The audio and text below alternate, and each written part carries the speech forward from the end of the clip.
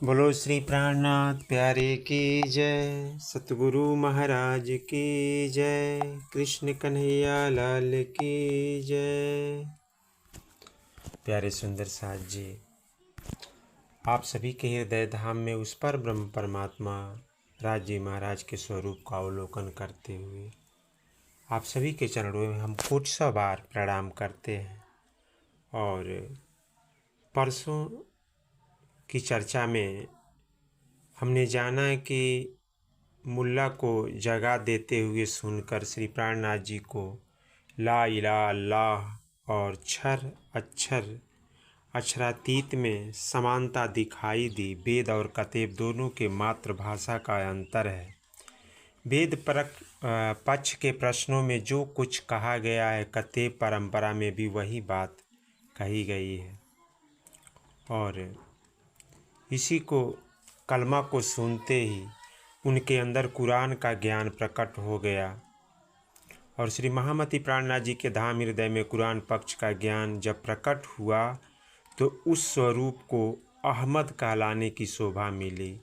जब उनके हृदय में तारतम और कलमा दोनों मिले तो इससे मानव समाज के अंदर निवास करने वाला अज्ञान रूपी राक्षस दज्जाल को शीघ्र मारना सरल हो गया।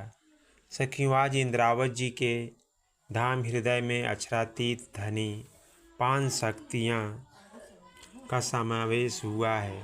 इसका वर्णन मैं पुनः कर रहा हूँ।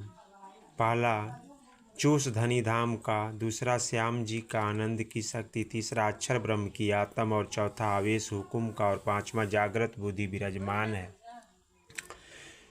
जब जब जिस शक्ति का विशिष्ट लीला होनी होती है तो उस लीला के रूप में उस शक्ति का नाम पर्दे पर आ जाता है और वह लीला होना शुरू हो जाती है। महामती प्राणनाथ जी कहते हैं कि हमें शरीयत के विरुद्ध ज्ञान की ज्योति फैलाने के लिए औरंगजेब के पास जाना होगा। यदि हम उसे क़यामत के आने की पहचान करा देते हैं तो उस संभवतः विश्वास ला सकता है।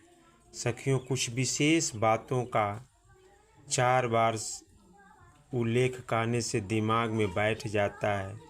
श्री धनी जी को जोश, आत्म, दुल्हिन, नूर, हुकुम, मूल वतन, ये पांचों मिल भई महामत, वेद कतेबों करती शरत, ऐसे भाव सोचते हुए दिल्ली में इस हवेली ऊपरी भाग में सभी सुंदर साथ संग इकट्ठा होकर के चर्चा लगे करने और प्लानिंग लगे करने की क्या किया जाए।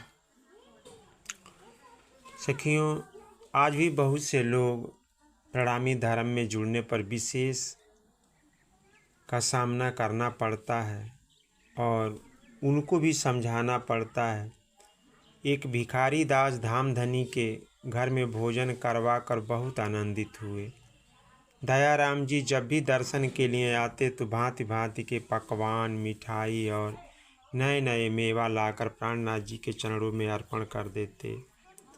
चंचल दास जी अपनी दुकान से चोरी करके तरह तरह के उपहार श्री प्राणनाथ जी के चरणों में अर्पण करते थे। सखियों, चोरी की बात आई तो गुरुजी सदानंद जी बचनों को याद आ गया। उन्होंने कहा था कि चोरी तो हम संत लोग भी करते हैं, फ़र्क इतना है कि दुनिया वित्त की चोरी करता है और हम चित्त की चोरी करते हैं। सखियों, बीतक साहब से हमें यह नैतिक शिक्षा मिलती है कि लालदास जी महाराज हमें सिखला रहे हैं कि अपने गुरु के पास खाली हाथ नहीं जाना चाहिए। श्री प्राणनाथ जी दिल्ली में हैं। सूरत से लक्ष्मीदास जी आए हुए, उनके साथ उनकी पत्नी रूपबाई और बेटी जमुना भी है। सब साथ में रुके हुए हैं। लक्ष्मीदास जी के आने पर चमत्कारिक लीला का प्रभाव बढ़ गया और राज जी महाराज कृष्ण रूप में प्रत्यक्ष दर्शन देने लगे और भोजन करने लगे। सिराज जी के दिल में हंसी की लीला करने की इच्छा हुई। इसलिए राज जी महाराज ने कृष्ण रूप में लक्ष्मीदास जी से कहा कि आज से 8वें दिन सकुमार बाई तुम्हारे तन में जागृत होगी।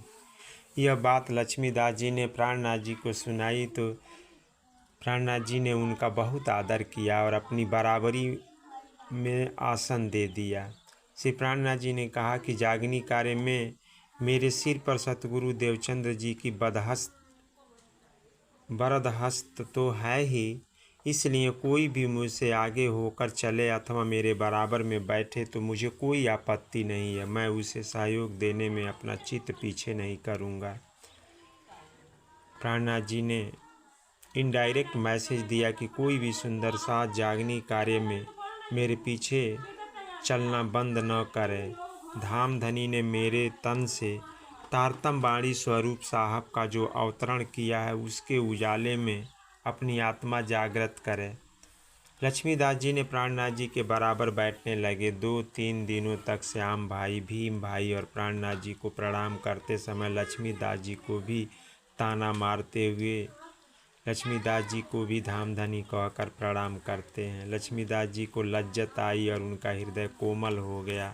8वें दिन श्री कृष्ण जी ने पुनः स्वप्न में दर्शन दिया और लक्ष्मीदास जी से उनसे प्रार्थना की कि आपने मुझसे औरंगजेब को जगाने का जो वचन दिया था उसे पूरा कीजिए। तो कृष्ण जी मुस्कुराते हुए अदृश्य हो गए।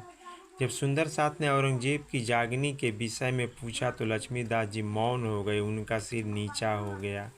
सखियों, इस हंसी की लीला के द्वारा धामधनी हमें नसीहत दी है कि तारतम बाणी का कथन परम सत्य है। श्री तारतम बाणी के विरुद्ध कोई भी संत, महंत, परमहंस, गादीपति, यहाँ तक कि साक्षात मैं स्वयं भी कहूँ तो उसे सत्य नहीं मानना चाहिए। महामती प्राणनाथ जी दिल्ली में चल पड़े और शाहजहाँ, बुढ़िया इत्यादि शहर में आए। बुढ़िया नगर में नाग जी भाई को मिर्गी के दौरे आने लगे।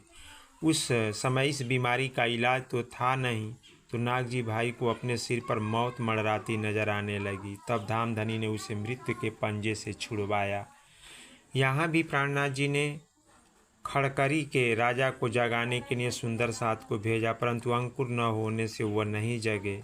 तो सुंदर सखियों ने 11 दिनों तक और प्रयास किया। रिजल्ट न मिलने पर वापस आ गए।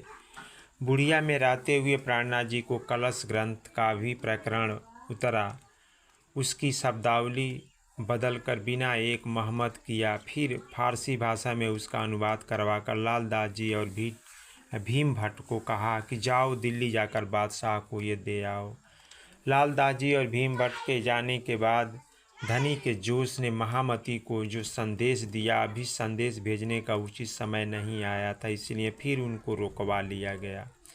1 माह प्राणनाथ जी बुढ़िया में रहे। उसके बाद से हरिद्वार की यात्रा प्रारंभ किया। सखियों, हरिद्वार का अर्थ होता है हरि का द्वार। हरि विष्णु भगवान हैं, उनसे मिलने के दरवाजे को हरिद्वार माना जाता है और उसे हरिद्वार भी कहा जाता है। उस समय शालिवाहन शाखा के 1600 वर्ष व्यतीत हो गए थे। इस पॉइंट को सुंदर साथ जी विशेष सुनिएगा, क्योंकि दुनिया के लोग कहते हैं ना कि कल्कि का अवतार अभी नहीं हुआ है।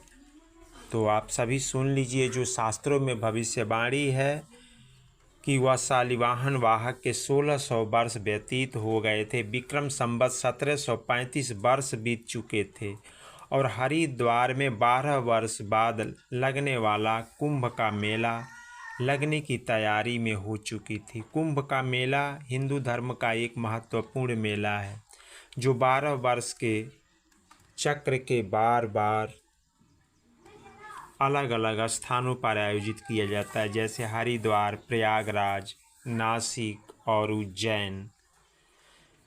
तो यह समुद्र मंथन की पौराणिक कथा से जुड़ा है। जब देवताओं और राक्षसों के बीच अमृत कलश के लिए युद्ध हुआ था, अमृत की कुछ बूंदें इन 4 स्थानों पर गिरी थी जिससे वह पवित्र हो गए थे। आइए जानते हैं कुंभ, महाकुंभ, सिंहस्थ कुंभ के विषय में। ये महाकुंभ और सिंहस्थ कुंभ के मुख्य अंतर: महाकुंभ केवल प्रयागराज में होता है, यह 144 वर्षों बाद होता है। वहीं सिंहस्थ कुंभ केवल उज्जैन में आयोजित किया जाता है और महाकुंभ सूर्य, चंद्रमा और बृहस्पति के मकर राशि में आने पर होता है, जबकि सिंहस्थ कुंभ बृहस्पति के सिंह राशि के आने पर होता है। और इसके अलावा अर्ध कुंभ 4 स्थानों में होता है। हरिद्वार में अर्ध कुंभ और पूर्ण कुंभ दोनों लगते हैं। अर्ध कुंभ 6 साल में और पूर्ण कुंभ 12 साल में लगता है। 2021 में हरिद्वार में पूर्ण कुंभ लगा था और अब अगला पूर्ण कुंभ 2033 में लगेगा। हरिद्वार में अर्ध कुंभ 2027 में लगने की संभावना है। हरिद्वार में 12 वर्ष बाद लगने वाले कुंभ के मेले के चारों संप्रदाय, खट दर्शनों के आचार्य तथा 10 नाम सन्यासियों के और 4 वर्ण और 4 आश्रम के मठाधीश, कुल 28 ग्रुप शास्त्रार्थ के लिए आने लगे थे।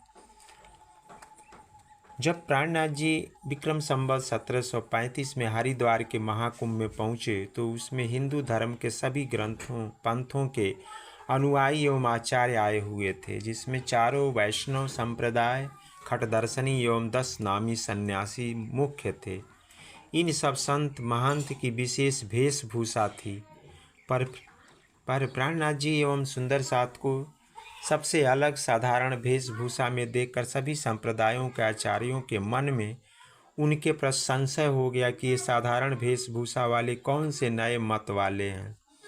श्री प्राणनाथ जी ने उन आचार्य जनों को संबोधित करते हुए कहा कि आपके संप्रदाय अति प्राचीन है, आप अपने मत के अनुसार जीव की मुक्ति के विषय में बताइए। आप लोगों से निवेदन है कि आप अपना क्रोध एवं अहंकार को छोड़कर सच्चे दिल से हमें अपना ज्ञान समझाइए। वेद शास्त्रों के वास्तविक प्रमाणों से अपने सिद्धांत को बताकर हमें संशयों को दूर कीजिए, ताकि हम भी आपके संप्रदाय के सिद्धांत को ग्रहण कर लें। श्री प्राणनाथ जी के कथन से सबको आत्म संतुष्टि हुई। सबने मन में सोचा, चलो इस नई जमात को अपनी जमात में मिलाने का सुअवसर आ गया है। हरिद्वार में वैष्णव के 4 संप्रदाय, 10 नाम सन्यासी मत तथा खट दर्शनों के आचार्य के साथ श्री प्राणनाथ जी का शास्त्रार्थ प्रारंभ हुआ। 4 वैष्णव संप्रदाय के आचार्यों ने अपने अपने मत का प्रतिपादन किया। सभी ने अपने अपने इष्ट विष्णु जी, शिव जी, लक्ष्मी जी तथा रुक्मिणी आदि को बताया। मुक्ति का स्थान वैकुंठ, द्वारिका आदि कहा। उन्होंने अपना परमात्मा भगवान विष्णु को ही ठहराया। प्राणनाथ जी ने कहा कि वेद आदि सभी ग्रंथों के अनुसार महाप्रलय में 14 लोक सहित संपूर्ण प्रकृति मंडल का विनाश हो जाता है, तब आपके परमात्मा तथा मुक्ति का स्थान कहाँ सुरक्षित रहेगा। आपका सारा ज्ञान तो प्रकृति के अंदर का है। श्री प्राणनाथ जी के इस प्रश्न का किसी के पास उत्तर नहीं था। उसके पश्चात 10 नाम सन्यासी मत के आचार्य से प्रस्तुत किया गया। उन्होंने अपनी 7 मान्यताओं तथा 4 मठों का परिचय दिया। उसके मतानुसार श्री ब्रह्म का धाम तथा जीव का मुक्ति स्थान प्रकृति के अंदर ही सीमित है। श्री प्राणनाथ जी ने कहा, आपकी केवल 6ठी मान्यता में ही अखंड धाम की तरह संकेत मात्र है, किंतु उसका संपूर्ण अस्तित्वकरण नहीं है। श्री प्राणनाथ जी ने जब प्रकृति से परे उस अखंड त्रिगुणात्मक धाम के बारे में जानना चाहा तो सभी सन्यासी मौन हो गए। अंतोगत्वा वेदांत के विद्वान बोले कि सब कुछ ब्रह्म का ही स्वरूप है। ब्रह्म के अंदर माया है तथा माया के अंदर ब्रह्म व्यापक है। श्री प्राणनाथ जी ने कहा कि यदि सब कुछ ब्रह्म का ही स्वरूप है तो किसी को भी अज्ञानी नहीं होना चाहिए। वेद शास्त्रों के ज्ञान का भी कोई आवश्यकता नहीं होना चाहिए। जिस प्रकार अंधकार में सूर्य नहीं समा सकता, उसी तरह इस नश्वर जगत में ब्रह्म नहीं समा सकता। वे निरूपक हो गए। इस प्रकार सभी आचार्यों ने अपनी हार स्वीकार कर ली। तब प्राणनाथ जी ने धर्म ग्रंथों से यह सिद्ध किया कि कलयुग में ब्रह्म आत्माओं के साथ जिन अक्षरातीत पर ब्रह्म स्वरूप श्री विजयाभिनंदन निष्कलंक बुद्ध के आने का वर्णन है, वही यह स्वयं है। फिर सभी ने प्राणनाथ जी से पूछा, आपका संप्रदाय और पद्धति कौन सी है? यह कितना पुरातन है? इसका प्रमाण कौन से शास्त्रों में आता है? श्री प्राणनाथ जी ने सबको निजानंद संप्रदाय की पद्धति सुनाई। हमारे सतगुरु आनंदमयी ब्रह्म है, अक्षर ब्रह्म सूत्र है, अक्षर से परे चिदन स्वरूप अक्षरातीत हमारी शिखा है, जिसको हम लोग कहते भी हैं ब्रह्मानंदम परम सुखदम केवलम ज्ञानमूर्तितम। द्वन्द्वातीतं गगनं सदृश्यं तत्त्वमस्यादिलक्ष्यम् एको नित्यं विमलमचलं सर्वदा साक्षीरूपं भावातीतं त्रिगुणरहितं सद्गुरुं तं नमामि।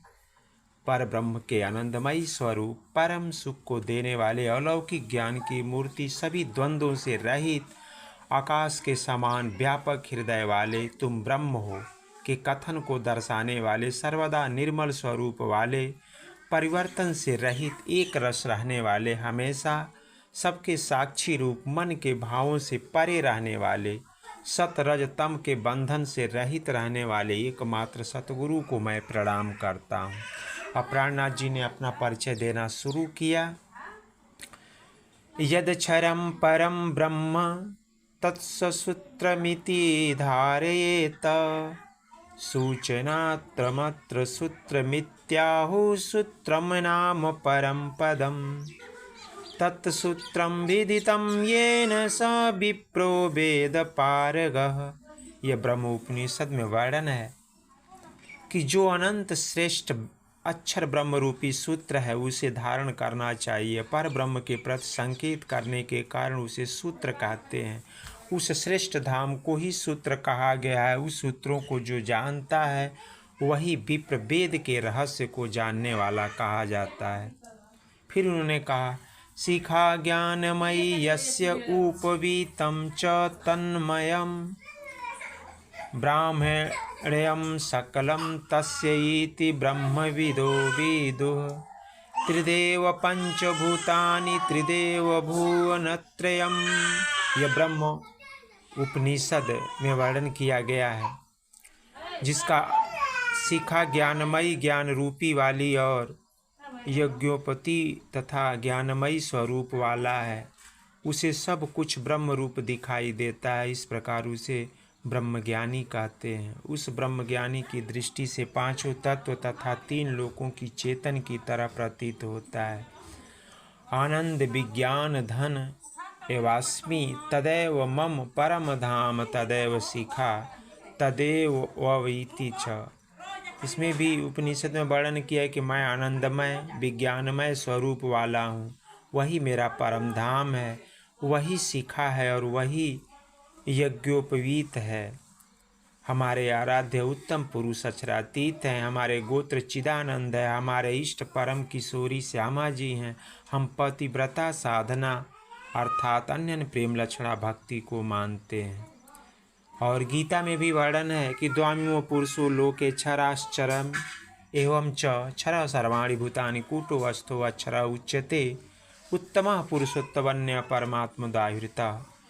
यह गीता के 15वें अध्याय के 16वां श्लोक है। प्यारे सुंदर साथ जी, संसार में दो पुरुष क्षर अक्षर कहे गए हैं। सभी प्राणी क्षर कहे जाते हैं तथा कुटस्थ पुरुष अक्षर कहा जाता है। और इन दोनों पुरुष से उत्तम अलग परमात्मा रहता है जो पूजने योग्य है। अनादिचिद रूपम चिदानंदम परम विभु वृंदावनेश्वरम ध्यायेत त्रिगुणस्य कारणम। यह वराह संहिता में भी वर्णन है कि संसार में दो पुरुष क्षर और अक्षर कहे जाते हैं। सभी प्राणी क्षर कहे जाते हैं तथा कुटस्थ अक्षर इससे ऊपर के पुरुष को कहा जाता है। और इन दोनों पुरुष से उत्तम व पर ब्रह्म परमात्मा कहा जाता है जो अलग है। चेतन और आनंदमय चिदानंद अनादि स्वरूप वाले, मूल से ही चेतन स्वरूप वाले अति श्रेष्ठ वृंदावन के स्वामी का ध्यान करना चाहिए जो त्रिगुण के कारण है। न हम वेदर्नम न तपसा न दानेन च त्यज्याय भवत्या त्वनन्या शक्य अहमेव विधो अर्जुन। गीता के 11वें ये 33वां श्लोक है कि भगवान कन्हैया गीता में अर्जुन को समझा रहे हैं कि नाहम वेदर्नम न तपसा, न तो मैं वेदों से प्राप्त होता हूँ, चाहे जीवन भर वेद पढ़ लो मुझे नहीं प्राप्त कर पाओगे, न तप से, न दान से और न यज्ञ से। हे अर्जुन, मैं केवल अन्य प्रेम लक्षणा भक्ति से ही प्राप्त होता हूँ। हम पर ब्रह्म के युगल स्वरूप श्री राज श्यामा जी का जप करते हैं। हमारा मंत्र तारतम है, हमारी देवी ब्रह्म विद्या है और हमारी पूरी नौतन पूरी है। और जिसको हम लोग कहते भी हैं, जिसको बारह संहिता में भी वर्णन है कि राधया सह श्री कृष्णम युगलम सिंहासने स्थितम पूर्वोक्तम रूपम लावण्यम दिव्यभूषा श्रृंगाम्यहरम, कि पहले वर्णन किए हुए रूप एवं लावण्य से युक्त अलौकिक वस्त्रभूषण में सुशोभित श्री कृष्ण जी राधा जी के साथ युगल स्वरूप के रूप में सिंहासन पर विराजमान है। मैं उनका ध्यान करता हूँ। ओम ब्रह्म विद्या प्रवक्ष्यामि सर्वज्ञानम उत्तमम यत्रोत्पत्ति लवयम चैव ब्रह्म विष्णु महेश्वरा। अर्थात अब मैं सभी ज्ञानों से उत्तम उस ब्रह्म विद्या के विषय में कहता हूँ, जिसके जानने से ब्रह्मा विष्णु तथा शिव आदि देवों की उत्पत्ति एवं लय होने का ज्ञान प्राप्त हो जाता है। और 108 पक्ष की शाखा है। हमारी शाखा गौलोक है। सतगुरु के चरण हमारा क्षेत्र है, जिससे सब दुख समाप्त हो जाता है। और 108 यह अध्यात्म के पक्षों से है, जो 6 अक्षर एवं अक्षरातीत में विस्तृत है। 108 प्यारे सुंदर साथ जी समझिए कि 9 तरह के पक्ष। ये 9 पक्ष क्या है? 9 प्रकार की भक्ति है: श्रवण, कीर्तन, स्मरण, अर्चन, पाद सेवन, वंदन, दास्य, सख्य और आत्मनिवेदन।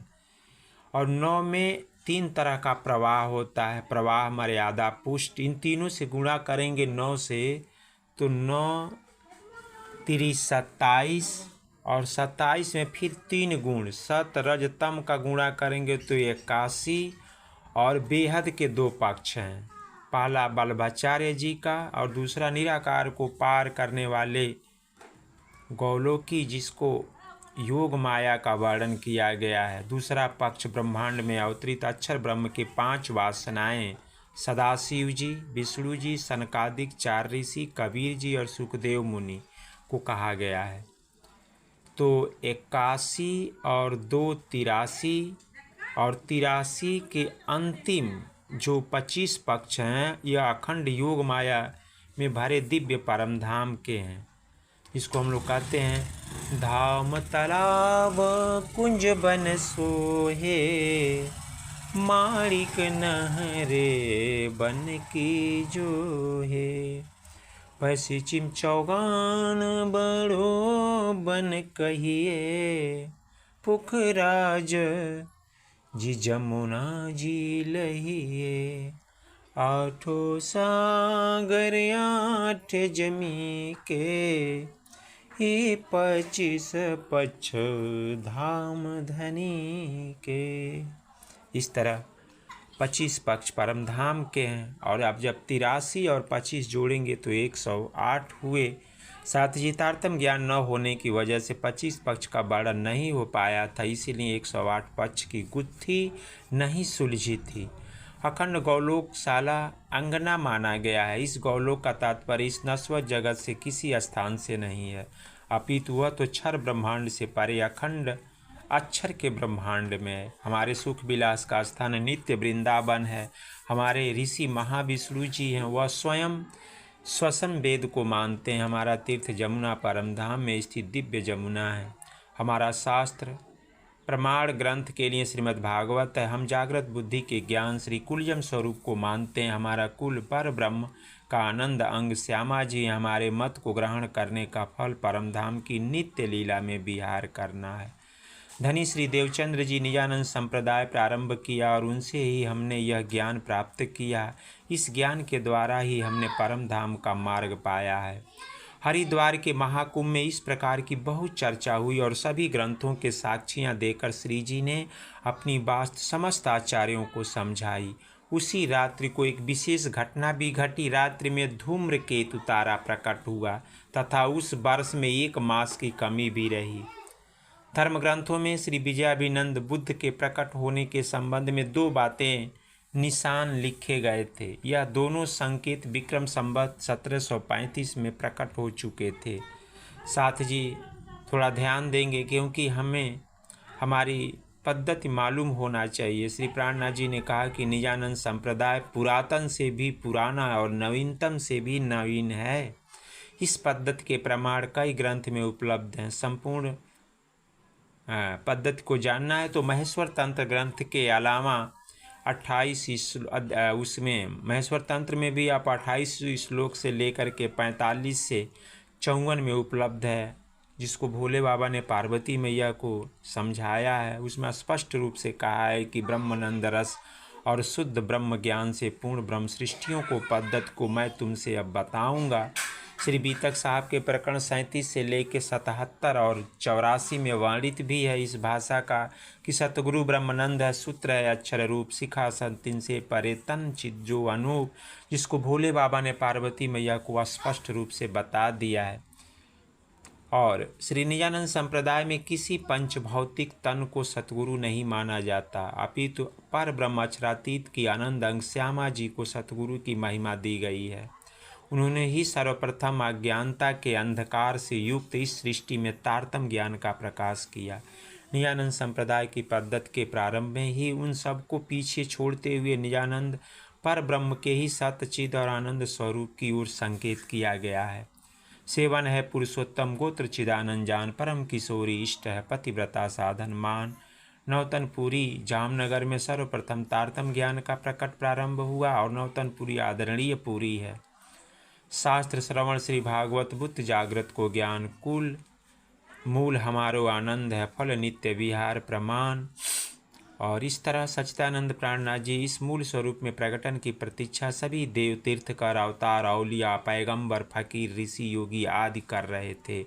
उनके स्वरूप का दर्शन पाकर सभी धन्य हो गए। पूर्ण ब्रह्म श्री प्राणनाथ जी हिंदू मुसलमान यहूदी और ईसाई सभी के हैं। विजयाभिनंद बुद्ध जी और निष्कलंक अवतार, वेदों कहा आखिरी जबाने यही है सिरदार।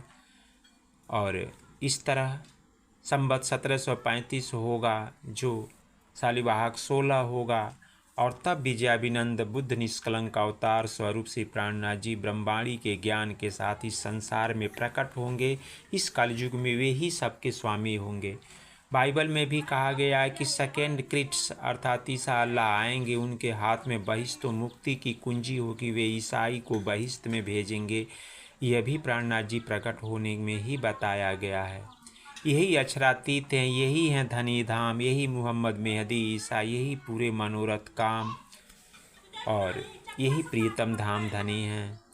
आज से प्राणनाथ जी को हम सिराज अक्षरातीत प्रियतम सुंदर वर पर ब्रह्म परमात्मा सनातन पुरुष उत्तम पुरुष धाम धनी विजयाभिनंद निष्कलंक बुद्ध प्रियतम खुदा अल्लाह ताला सुप्रीम टूथ गार्ड रब्बा इमाम मेहदी आखिरी मूसा आदि शब्दों से संबोधित करते हैं।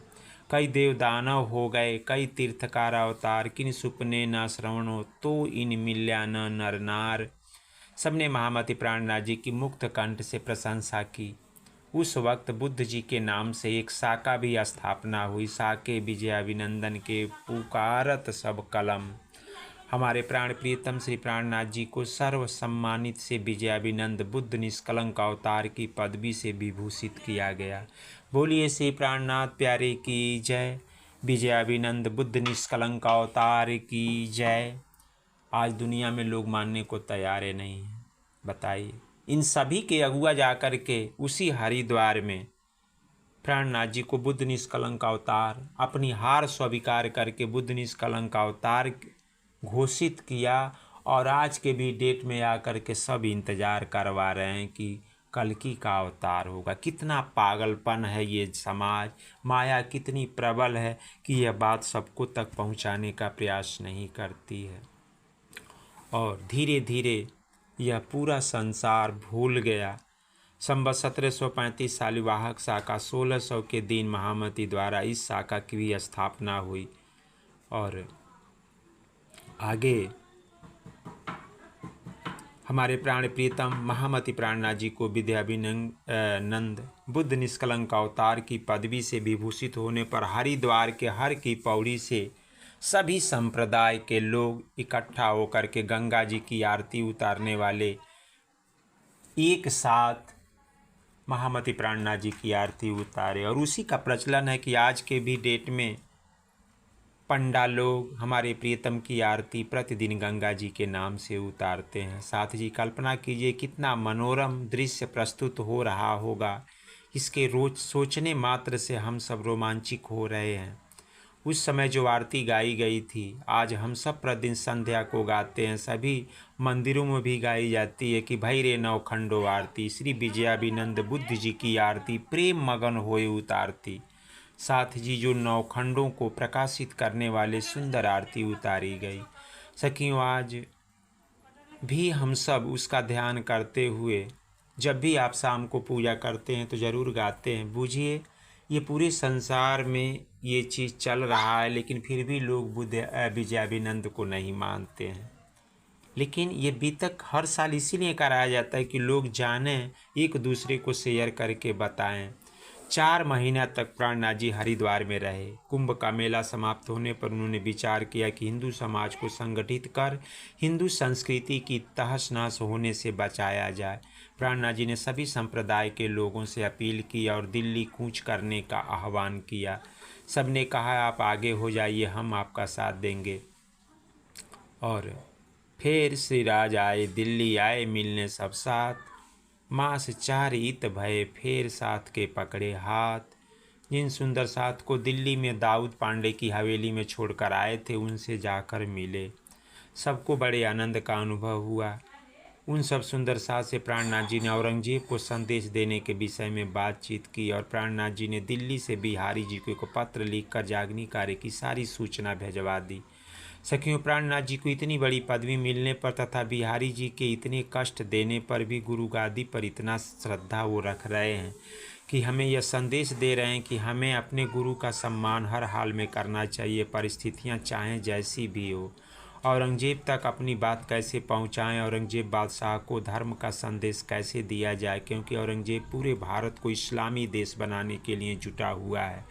शरीयत को सर्वश्रेष्ठ धर्म मानता है, हिंदुओं को मुसलमान बनाने के लिए लगा है। इसलिए औरंगजेब बदला दिया जाए कि सब धर्म एक ही पूर्ण ब्रह्म परमात्मा की बातें करता है, इसलिए किसी हिंदू को मुसलमान बनाने की कोई ज़रूरत नहीं है। प्राणनाथ जी ने विचार किया इस संघर्ष की घड़ी में अधिक सुंदर साथ काम नहीं आएंगे, तो कुछ सुंदर साथ को दिल्ली से अनूप शहर लेकर गए। सखियों अनूप शहर के संबंध ग्रंथ में भी अवतरण हुआ, वहाँ सनंद बाणी भी उतरी। अनूप शहर में चर्चा का दौर शुरू हो गया। वहाँ एक चर्चा आने वाले दर्शनार्थी प्राणनाथ जी के दर्शन कर एक गुलाब के इत्र की शीशी भेंट करता है। लालदास जी कहते हैं कि इसकी ऊपरी पहचान हुई। कहने का तात्पर्य है कि महामति प्राणनाथ जी पूर्ण ब्रह्म परमात्मा हैं। इस दृष्टिकोण से उसने नहीं पहचाना, केवल एक महात्मा हमारे घर आए इतना ही उसने जाना। प्राणनाथ जी अनूप शहर में सुंदर साथ को छोड़कर दिल्ली वापस चले आए।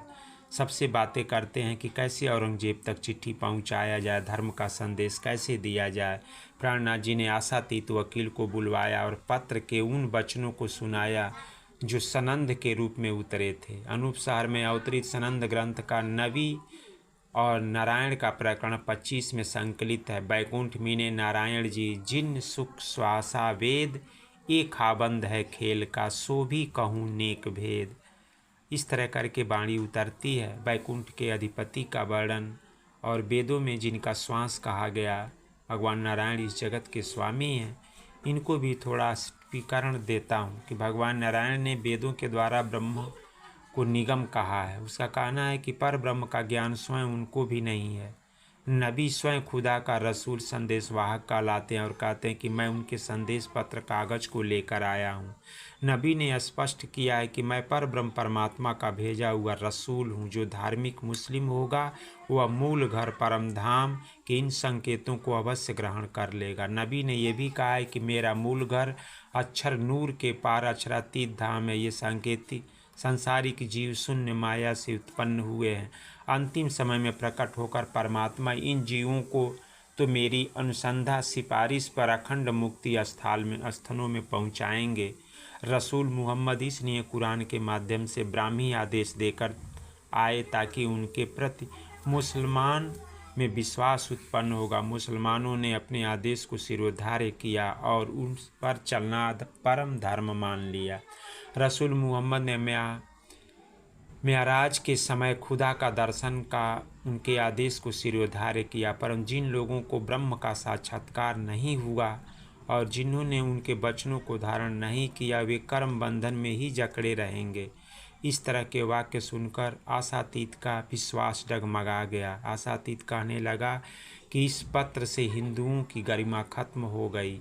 आशातीत ने कहा, यह बहुत अनुचित हो रहा है। आप लोग मुझे बिना सिर वाले आदमी जो मरने के लिए हमेशा तैयार के रूप में दिखाई दे रहे हो। तब सुंदर साथ ने आशातीत की नकारात्मक मानसिकता देखकर उसका साथ छोड़ दिया। अब सुंदर साथ ने सोचा, अब बादशाह के किसी नज़दीकी को ढूंढकर बादशाह तक संदेश पहुंचाया जाए। यह विचार करके सब सुंदर साथ बादशाह के एक हाकिम लेक सुलेमान से मिले और उनसे आग्रह किया कि उसे बादशाह से मिलवा दें और कुछ लालच भी दिया और कहा कि यदि हमारा संदेश बादशाह तक पहुंचा देते हैं तो पहाड़ में बैठे फ़कीर आपके दिल की सारी इच्छाओं को पूरा कर देंगे। सारे हिंदुस्तान में एक सत्य धर्म स्थापित हो जाएगा। हिंदू और मुसलमान जो आपस में लड़ मर रहे हैं उन्हें सौहार्द बढ़ जाएगा। लोहे से सोना बनाने वाले कमियागर आपके अधीन रहेंगे। सब सुंदर साथ ने लिखित में इन शर्तों को पूरा करने का वचन दे दिया तो शेख सुलेमान के मन में डर बैठ गया कि एक हिंदू महात्मा के प्रति यदि बादशाह नतमस्तक हो जाए तो हिंदुस्तान की बादशाहत कौन करेगा। तब सुंदर साथ ने उत्तर दिया कि पहाड़ में रहने वाले हमारे फ़कीर को अल्लाह ताला ने धर्म की बादशाहत दी है। ये झूठे संसार की बादशाह लेकर क्या करेंगे। ये झूठे संसार की बादशाहत एक साधारण सी ठुकराने वाले बात है और इस फ़कीर की आप बात मानिए। पता नहीं मिलाप कराने से यदि किसी बात पर बादशाह रूठ गया तो मेरा क्या होगा। शेख सुलेमान लगा विचार करने, और मैं इनको कभी भी बादशाह से नहीं मिलवाऊंगा। उस वक्त प्राणनाथ जी लाल दरवाजे की हवेली में अपना निवास बनाए हुए थे। एक दिन लाल दास जी और गोवर्धन दास जी को आदेश दिया कि मस्जिद में जाकर मुल्ला से मिलो और पूछो कि कुरान में क्या लिखा है। वे लोग कैसे कुरान का अर्थ करते हैं। प्राणनाथ जी का आदेश पाकर लाल दास जी और गोवर्धन मस्जिद में पहुँचे और मुल्ला से मिले। उनसे बातें करते करते लाल दास जी को जोश आया और मुल्ला के साथ बड़ी देर तक बातें करते रहे। तो गोवर्धन भट्ट को डर लगा कि कहीं इस तरह बातें करने से हमारा हित न हो जाए। गोवर्धन भट्ट ही मन सोच रहे थे कि लाल दास जी जो कह रहे हैं वो अच्छा नहीं है। लाल दरवाजे की हवेली में लौटते समय दोनों बीच विवाद हुआ। गोवर्धन जी बोले कि आपको इतना समय नहीं लगना चाहिए था, आपने मन की बातें नहीं करनी चाहिए था, क्योंकि दुश्मन हमारा कुछ भी बिगाड़ सकता है। तब लाल दास जी ने कहा, मुझे तो जोश आ जाता है, क्योंकि ये लोग मोहम्मद साहब की बातों को तो मान नहीं रहे हैं, ये केवल शरीयत को ही धर्म मानते हैं। मोहम्मद साहब ने कुरान में जो हकीकत ज्ञान दिया है वे ये लोग कभी पढ़ते और न सुनते हैं।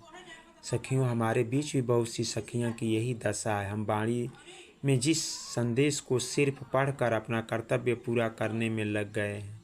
सखियों, हमने कभी भी सेवा पूजा को समझा कर उसे पूरे मनोरथ भाव से करने का प्रयास किया है क्या हमने सेवा पूजा को कर्मकांड नहीं बना दिया। जरा विचार कीजिएगा। महामती प्राणनाथ जी से ऊपर अटारी में भोजन करने को तैयारी में थे। प्राणनाथ जी लालदास जी और गोवर्धन जी की प्रतीक्षा भी कर रहे थे।